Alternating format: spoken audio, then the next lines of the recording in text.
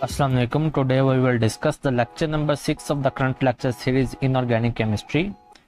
Today we will discuss about the redox potential. तो सबसे पहले हम देखेंगे कि ऑक्सीडेशन और रिडक्शन में जनरली फ़र्क क्या होता है।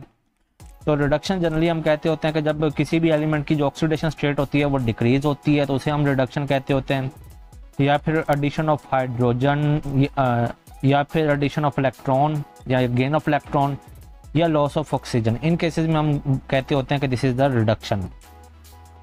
उसके बाद अगर हम ऑक्सीडेशन की बात करें तो ऑक्सीडेशन जनरली हम कहते होते हैं कि जब किसी भी एलिमेंट की जो ऑक्सीडेशन स्टेट है वो इंक्रीज करती है, या फिर एडिशन ऑफ ऑक्सीजन या रिमूवल ऑफ हाइड्रोजन या लॉस ऑफ हाइड्रोजन और या फिर loss of electron. In conditions को हम बोलते होते हैं ऑक्सीडेशन। ठीक है, नीचे ये एक रिडॉक्स रिएक्शन दिया हुआ है। रिडॉक्स रिएक्शन ऐसे रिएक्शन को बोलते होते हैं जिसमें ऑक्सीडेशन और रिडक्शन होती है। अब हमें कैसे पता चलेगा कि ये रिडॉक्स रिएक्शन है? तो जैसे यहाँ पे हम देखते हैं कि ऑक्सीडेशन कहाँ पे हुई है, रिडक्शन कहाँ पे हुई है। सबसे पहले अगर हम जिंक की बात करें तो जिंक की यहाँ पे न्यूट्रल है तो ऑक्सीडेशन स्टेट जो होगी वो 0 होगी। ठीक है, और यहाँ पे कॉपर न्यूट्रल है तो यहाँ पे कॉपर की ऑक्सीडेशन स्टेट 0 होगी। उसके बाद CuSO4 के अंदर अगर हम बात करें ऑक्सीजन की ऑक्सीडेशन स्टेट -2 होती है। ठीक है, ऑक्सीजन की -2 होती है तो ये 4 एटम है तो 4 से मल्टीप्लाई करेंगे तो -8 आ जाएगा। ठीक है, तो जो सल्फर की होती है, सल्फर की जो ऑक्सीडेशन स्टेट होती है वो +6 होती है। ठीक है, तो जो कॉपर की आएगी +2 आएगी यहाँ पे। ठीक है, अब देखें अगर हम कॉपर की यहाँ पे +2 है जबकि यहाँ पे प्रोडक्ट के अंदर कॉपर की 0 है तो +2 से हम 0 पे गए हैं। तो जब इसका मतलब है कि जो 2 इलेक्ट्रॉन है वो गेन हुए हैं तो गेन ऑफ इलेक्ट्रॉन को हम क्या बोलते होते हैं? रिडक्शन। तो इसमें इट मीन्स कि यहाँ पे रिडक्शन हुई है। उसके बाद प्रोडक्ट के अंदर अगर हम जिंक सल्फेट के अंदर देखें तो पहले की तरह ऑक्सीजन की -2 होती है तो 4 एटम है तो -8 हो जाएगा। सल्फर की +6 होती है तो यहाँ पे जिंक पे की जो ऑक्सीडेशन स्टेट है वो +2 है। अब राइट एरो के राइट साइड पे जो जिंक की ऑक्सीडेशन स्टेट है वो +2 है जबकि लेफ्ट साइड पे 0 थी तो 0 से +2 की तरफ गए हैं। इट मीन्स +2 का मतलब क्या है कि 2 इलेक्ट्रॉन जो से हैं वो लूज हुए हैं तो लॉस ऑफ इलेक्ट्रॉन को हम क्या बोलते होते हैं? ऑक्सीडेशन। तो यहाँ पे ऑक्सीडेशन हुई है। उसके बाद अगर हम ऑक्सीडाइजिंग और रिड्यूसिंग एजेंट्स की बात करें तो सबसे पहले oxidising agent the agent that get reduced itself and oxidise other. ऐसे एजेंट्स यानी कि जो से खुद तो रिड्यूस होते हैं इटसेल्फ और जो दूसरों को ऑक्सीडाइज करते होते हैं। ठीक है, जिस तरह जितनी भी नॉन मेटल्स हैं जो कि इलेक्ट्रॉन्स को खुद तो एक्सेप्ट करती हैं मीन्स कर रिड्यूस होती हैं लेकिन दूसरों को क्या करती हैं? ऑक्सीडाइज। तो जितनी भी नॉन मेटल्स हैं these are the oxidising agents. Second is the reducing agent. Reducing agents are those which get oxidised itself and reduce other. यानी कि जो खुद तो ऑक्सीडाइज होते हैं, जिस तरह मेटल्स हमें पता है कि वो इजीली इलेक्ट्रॉन को लूज करती हैं तो खुद तो ऑक्सीडाइज होती हैं मेटल्स लेकिन दूसरों को क्या करती हैं? Reduce. So all metals are the good reducing agents.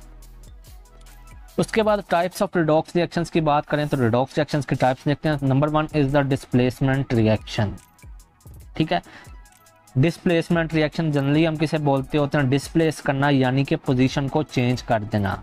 ठीक है, जिस तरह से वाटर के अंदर हाइड्रोक्सिल ग्रुप यहाँ पे सोडियम के साथ आके मिलेगा तो ये NaOH बन जाएगा। ठीक है, हाइड्रोजन का गैस जो होगी वो इवॉल्व हो जाएगी। उसके बाद जो सेकंड नंबर पे है जी कॉपर है और AgNO3 तो यहाँ पे जो सा नाइट्रेट आयन है वो यहाँ पे डिस्प्लेस होगा और कॉपर के साथ आके अटैच हो जाएगा और कॉपर नाइट्रेट बना देगा। इसी तरह से ये कलरिन है और KBr है तो जो कलरिन यानी कि जो हैलोजन्स होंगे वो रिप्लेस हो जाएंगे। जो ब्रोमीन है वो रिमूव हो जाएगी Br2 की फॉर्म में। ठीक है, और कलरिन जो सा वो पोटाशियम के साथ आके अटैच हो जाएगा और KCl बन जाएगा। तो इस तरह का रिएक्शन जिसमें जोन सी होती है ग्रुप्स की पोजीशन चेंज होती है, डिस्प्लेस होते हैं, ऐसे रिएक्शंस को हम डिस्प्लेसमेंट रिएक्शंस बोलते होते हैं। अच्छा जी, सेकंड नंबर पे है डिस्प्रपोर्शनल रिएक्शंस या डिस्प्रपोर्शनेशन रिएक्शन। तो ये ऐसे रिएक्शंस होते हैं जिसमें एक ही एलिमेंट की जो ऑक्सीडेशन स्टेट होती है वो चेंज हो जाती है, यानी कि 2 ऑक्सीडेशन स्टेट शो करता है एक ही एलिमेंट। ठीक है जी, जिस तरह अगर हम एग्जाम्पल में देखें तो इसमें कलरिन का हम देखते हैं। कलरिन की यहाँ पे न्यूट्रल है मॉलिक्यूलर फॉर्म में तो यहाँ पे इसकी ऑक्सीडेशन स्टेट जो है वो 0 है। तो यहाँ पे अगर हम देखें जो जहाँ पे रेडिकल फॉर्म में है तो यहाँ पे कलरिन की ऑक्सीडेशन स्टेट जो सी है वो -2 है। ठीक है, और यहाँ पे जो कलर आयोडाइन है यहाँ पे ऑक्सीडेशन स्टेट -1 है। तो देखिए एक ही कलरिन जो कि यहाँ पे 0 शो कर रहा था ऑक्सीडेशन स्टेट अब -2 भी शो कर रहा है और -1 ऑक्सीडेशन स्टेट भी शो कर रहा है। नीचे और एग्जांपल देखते हैं, हाइड्रोजन परऑक्साइड का रिएक्शन है। आगे ये वाटर और ऑक्सीजन के अंदर कन्वर्ट होता है। अब हाइड्रोजन परऑक्साइड के अंदर ऑक्सीजन की जो ऑक्सीडेशन स्टेट होती है वो -1 है, ठीक है, -1। अब वाटर के अंदर हमें पता है कि ऑक्सीजन की जो ऑक्सीडेशन स्टेट होती है वो -2 होती है, ठीक है, -2। और यहाँ पे O2 की फॉर्म है तो यहाँ पे 0 है। तो अब देखें एक ही ऑक्सीजन 2 ऑक्सीडेशन स्टेट शो कर रहा है प्रोडक्ट के अंदर, ठीक है, -2 भी शो कर रहा है और 0 भी शो कर रहा है। तो इस तरह के रिएक्शंस को हम डिस्प्रपोर्शनेशन रिएक्शन बोलते होते हैं। अच्छा, उसके बाद डीकम्पोजिशन रिएक्शन, ये ऐसे रिएक्शन डीकम्पोज होते हैं जो कि हाई टेम्परेचर या जहाँ जिसमें हम हीट प्रोवाइड करते होते हैं, ठीक है। तो ये जो रिएक्शन होते हैं इनमें देखें कुछ भी हमने ऐड नहीं किया हुआ, जस्ट इनको हीट किया हुआ है। तो जस्ट इसमें हमने सिर्फ हीट किया हुआ है KCl3 है, ये आगे डीकम्पोज हो रहा है पोटाशियम क्लोराइड और ऑक्सीजन के अंदर। के बाद मरकरी ऑक्सीजन, मरकरी ऑक्साइड है, तो ये आगे मरकरी के अंदर और ये ऑक्सीजन जोन से। The next thing is the electrode potential, ठीक है। इलेक्ट्रोड पोटेंशियल की अगर हम बात करें तो इलेक्ट्रोड के अंदर जब इलेक्ट्रोड से जब लॉस और गेन ऑफ इलेक्ट्रॉन होता है तो जो इलेक्ट्रोड होता है ये अपने ही आयंस के साथ इन कॉन्टैक्ट आता है, ठीक है। अब जब लॉस और गेन ऑफ इलेक्ट्रॉन होगा तो इलेक्ट्रोड अपने ही आयंस के साथ इन कॉन्टैक्ट आता है और इसको जो मेजर करने की टेंडेंसी होती है या एबिलिटी होती है, कैपेबिलिटी होती है, उसको हम बोलते होते हैं इलेक्ट्रोड पोटेंशियल, ठीक है। अब इलेक्ट्रोड दो तरह के होते हैं, एनोड और कैथोड। दोनों के जब पोटेंशियल का हम मेजर करके सम करते हैं, उनको ऐड करते हैं तो हमारे पास पूरे सेल का पोटेंशियल आता होता है, ठीक है। अच्छा जी, the reduction potential of an electrode is same as that of oxidation potential, just sign is opposite. Reduction potential जो इलेक्ट्रोड का होता है वो सेम होता है as that of its oxidation potential, लेकिन जो साइन होता है वो ऑपोजिट होता है।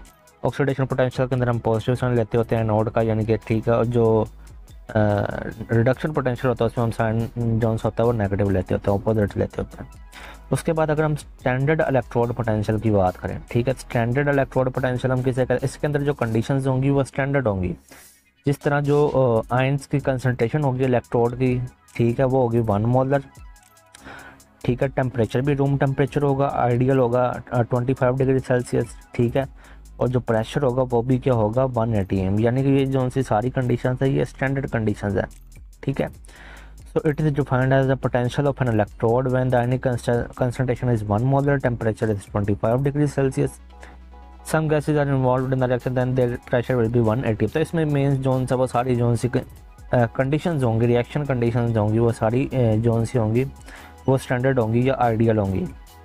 उसके बाद मेजरमेंट, किसी भी अब इलेक्ट्रोड का जो पोटेंशियल होता है उसको हम मेजर कैसे करते होते हैं। There is no way to determine the single electrode, हम किसी भी सिंगल इलेक्ट्रोड के पोटेंशियल को डिटरमाइन नहीं कर सकते, ऐसा कोई भी तरीका नहीं है। तो हम हमेशा कपल ऑफ इलेक्ट्रोड्स को जो सा उसके पोटेंशियल को फाइंड आउट करते होते हैं, ठीक है। अब कपल ऑफ इलेक्ट्रोड को फाइंड आउट करने के लिए हम एक लेते होते हैं स्टैंडर्ड, ठीक है।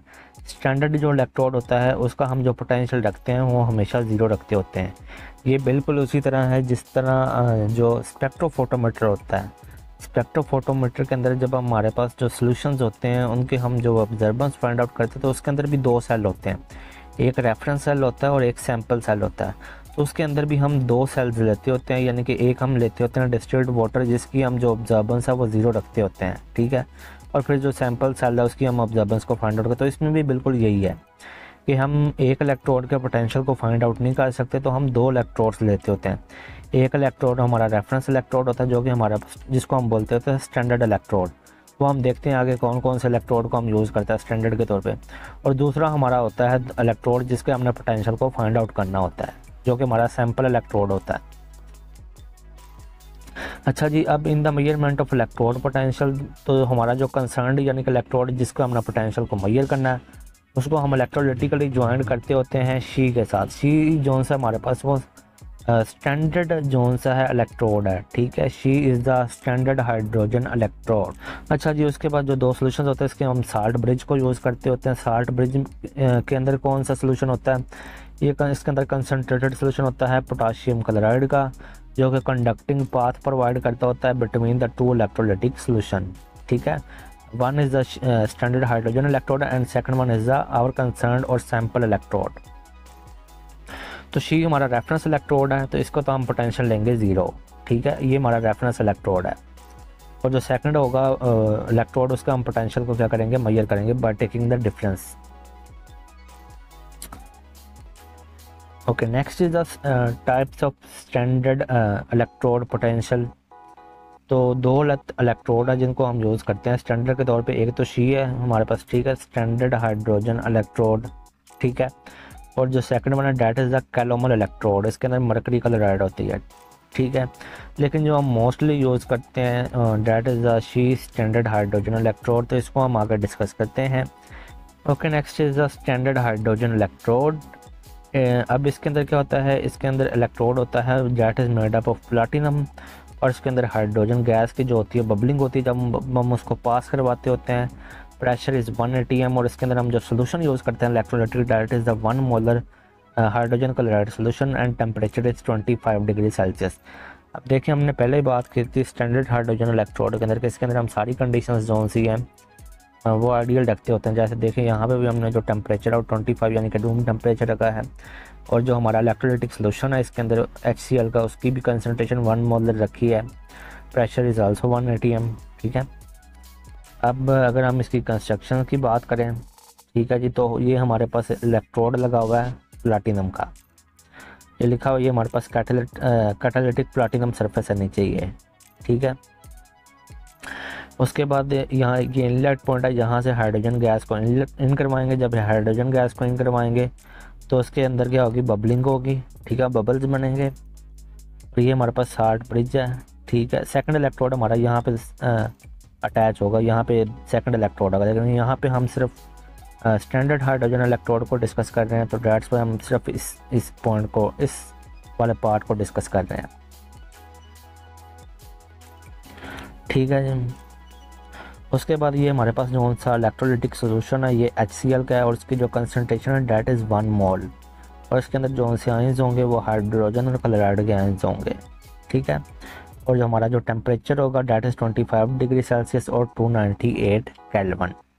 तो ये सारी कंस्ट्रक्शन होती है स्टैंडर्ड हाइड्रोजन इलेक्ट्रोड की। अच्छा, स्टैंडर्ड हाइड्रोजन इलेक्ट्रोड का जो पोटेंशियल होता है डेट इज़ फिक्स्ड। चेंज अगर कंसनट्रेशन आयंस की कंसनट्रेशन के अंदर चेंज आएगा तो इसके अंदर जो, तो इस केस में हम यूज़ करते होते हैं नस्ट इक्वेशन को, ठीक है। इस केस में हम नस्ट इक्वेशन को यूज़ करते हैं, that is the Nernst equation is equal to E0 - RT over NF into natural log of concentration of ions. तो इसमें जो सा है ना that is the number of electron transfer, F जो सा वो फ्राइडे कॉन्स्टेंट है। एक है एक्टिविटी या कंसनट्रेशन ऑफ आयंस है, और E0 हमारे पास स्टैंडर्ड इलेक्ट्रोड। जो स्टैंडर्ड हाइड्रोजन इलेक्ट्रोड है इसके अंदर हम प्लाटिनम को ही क्यों यूज़ करते हैं, ठीक है, दिस इज अनदर क्वेश्चन। तो प्लाटिनम को यूज़ करने की वजह क्या है कि जो प्लाटिनम होती है, इसको हम ब्लैक प्लाटिनम भी बोलते होते हैं, इसका जो सरफेस एरिया होता है वो लार्ज होता है, ठीक है। तो इस सरफेस एरिया के ऊपर जो हाइड्रोजन गैस जो हम पास करवाते हैं वो एडजॉर्ब हो जाती है कुछ वक्त के लिए, तो डेट्स वाई हम प्लाटिनम को यूज़ करते होते हैं, ठीक है। अब एडजॉर्ब मीन्स के जो ब्लैक प्लाटिनम की जो लार्ज सरफेस है, सरफेस के ऊपर जोन सी होती है हाइड्रोजन जोन सी होती है, जब हम उस पर एंटर करवाते हैं तो एडजॉर्ब होती है और वो बबल्स बनते होते हैं। इसके अलावा सिग्निफिकेंस की बात करें तो इससे हम रिएक्शन की फिजिबिलिटी का भी पता चलता होता है। अगर तो ओवरऑल जो सेल के रिएक्शन की वैल्यू है वो पॉजिटिव आती है, इट मीन्स के जो रिएक्शन है डेट इज़ फिजिबल, और अगर ये वाली वैल्यू जो सी है वो नेगेटिव आती है तो इट मीन्स के reaction is not feasible. Let's suppose एक ये रिएक्शन है जिंक और कॉपर का, ठीक है, इसके अंदर जिंक और कॉपर के आयंस हैं। तो एनोड पे हमने जिंक को लिया हुआ है, कैथोड पे हमने कॉपर को लिया हुआ है। ये भी एक क्वेश्चन है कि वाई हमने एनोड पे ही जिंक को ही क्यों लिया है, कैथोड पे क्यों नहीं लिया, क्योंकि ऑक्सीडेशन दोनों के अंदर हो सकती है, जिंक के अंदर भी हो सकती है, कॉपर के अंदर भी हो सकती है, लेकिन उसके बावजूद हमने एनोड पे जिंक को लिया और कैथोड पे कॉपर को लिया। इसको हमारा जो नेक्स्ट लेक्चर है डेट इज़ इलेक्ट्रोकेमिकल सीरीज़ और उसकी एप्लीकेशंस है, इसको हम उसकी एप्लीकेशंस के अंदर डिस्कस करेंगे। अच्छा जी, एनोड पे हमने जिंक को लिया हुआ है, फिलहाल हम इसी को लेकर चलते हैं। तो इसका जो ऑक्सीडेशन पोटेंशियल है एनोड के ऊपर ऑक्सीडेशन होती है, तो इसको जो पोटेंशियल होता है उसको हम ऑक्सीडेशन पोटेंशियल बोलते होते हैं। तो डेट इज़ 0.76 वोल्ट, और जो कॉपर है यहाँ पे कैथोड पे है तो कैथोड पे रिडक्शन होती है, तो इसका जो रिडक्शन पोटेंशियल 0.34, ठीक है। जब दोनों को हम कंबाइन करेंगे ओवरऑल रिएक्शन के अंदर तो हमारे पास वैल्यू होती है +1.10 वोल्ट। अब ये वैल्यू प्लस में आई है तो इसका मतलब है कि ये जो रिएक्शन है डेट इज़ फिजिबल। अगर ये वैल्यू नेगेटिव आती तो इसका मतलब होता है कि ये रिएक्शन कभी भी टेक प्लेस नहीं कर सकता। Okay, this is all about from today's lecture. अगर आपका कोई क्वेश्चन है तो आप कमेंट सेक्शन में पूछ सकते हैं। ओके, थैंक यू, अल्लाह हाफिज़।